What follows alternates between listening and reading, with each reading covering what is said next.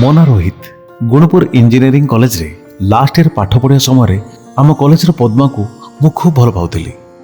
ମୋତେ ଅନଲାଇନ୍ ଚାଟ୍ କରିବାକୁ ଖୁବ୍ ଭଲ ଲାଗେ। ସେଥିପାଇଁ ଫେସବୁକ୍ରେ ଗୋଟେ ଝିଅ ସହ ପ୍ରାୟ ମୁଁ ସବୁବେଳେ ଚାଟ୍ କରୁଥିଲି। ଝିଅଟି ତା FB ଆକାଉଣ୍ଟରେ ଗୋଟେ କୁନି ଝିଅର ପ୍ରୋଫାଇଲ୍ ଫଟୋ ରଖିଥିଲା। ତେଣୁ ମୁଁ ଝିଅଟି କିଏ ଜାଣିନଥିଲି। ଏମିତି ଚାଟ୍ କରୁ କରୁ ଦୁହେଁ କ୍ଲୋଜ୍ ହେଇଗଲୁ।